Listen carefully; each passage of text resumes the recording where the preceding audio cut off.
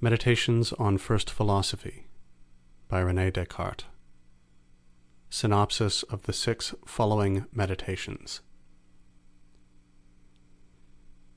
In the first meditation I expound the grounds on which we may doubt in general of all things, and especially of material objects, so long at least as we have no other foundations for the sciences than those we have hitherto possessed. Now, although the utility of a doubt so general may not be manifest at first sight, it is nevertheless of the greatest, since it delivers us from all prejudice, and affords the easiest pathway by which the mind may withdraw itself from the senses, and finally makes it impossible for us to doubt wherever we afterward discover truth. In the second, the mind which, in the exercise of the freedom peculiar to itself, supposes that no object is, of the existence of which it has even the slightest doubt, finds that, meanwhile, it must itself exist. And this point is likewise of the highest moment, for the mind is thus enabled easily to distinguish what pertains to itself, that is, to the intellectual nature, from what is to be referred to the body. But since some perhaps will expect at this stage of our progress a statement of the reasons which establish the doctrine of the immortality of the soul, I think it proper here to make such aware that it was my aim to write nothing of which I could not give exact demonstration, and that I therefore felt myself obliged to adopt an order similar to that in use among the geometers, namely, to premise all upon which the proposition in question depends, before coming to any conclusion respecting it. Now, the first and chief prerequisite for the knowledge of the immortality of the soul is our being able to form the clearest possible conception of the soul itself, and such as shall be absolutely distinct from all our notions of body. And how this is to be accomplished is there shown. There is required, besides this, the assurance that all objects which we clearly and distinctly think are true, really exist, in that very mode in which we think them.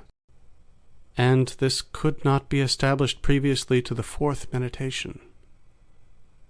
Further, it is necessary, for the same purpose,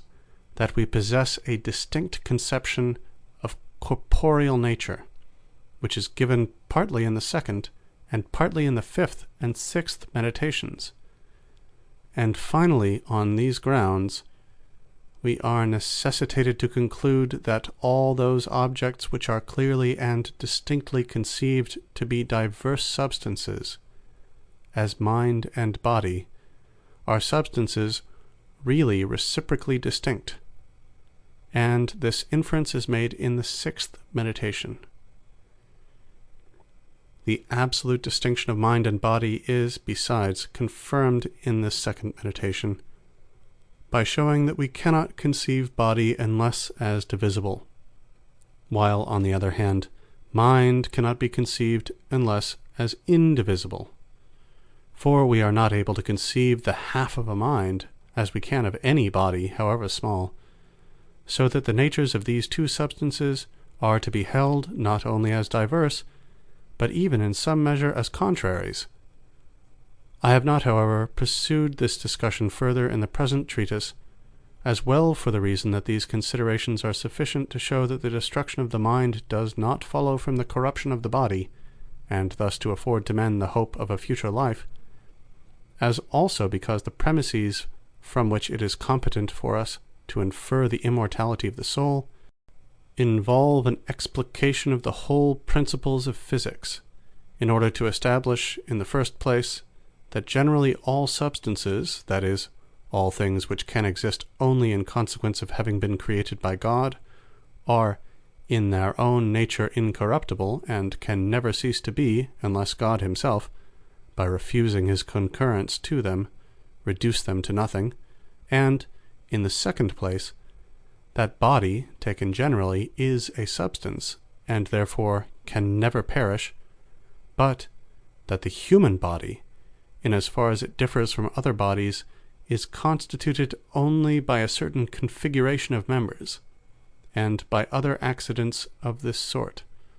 while the human mind is not made up of accidents, but is a pure substance. For although all the accidents of the mind be changed, although, for example, it think certain things, will others, and perceive others, the mind itself does not vary with these changes, while, on the contrary, the human body is no longer the same if a change take place in the form of any of its parts, from which it follows that the body may, indeed, without difficulty perish, but that the mind is in its own nature immortal. In the third meditation, I have unfolded at sufficient length, as appears to me, my chief argument for the existence of God. But yet, since I was there desirous to avoid the use of comparisons taken from material objects, that I might withdraw, as far as possible, the minds of my readers from the senses, numerous obscurities perhaps remain, which, however, will, I trust, be afterward entirely removed in the replies to the objections. Thus, among other things, it may be difficult to understand how the idea of a being absolutely perfect, which is found in our minds, possesses so much objective reality, that is, participates by representation in so many degrees of being and perfection, that it must be held to arise from a cause absolutely perfect. This is illustrated in the replies by the comparison of a highly perfect machine, the idea of which exists in the mind of some workman. For as the objective, that is, representative, perfection of this idea must have some cause, namely,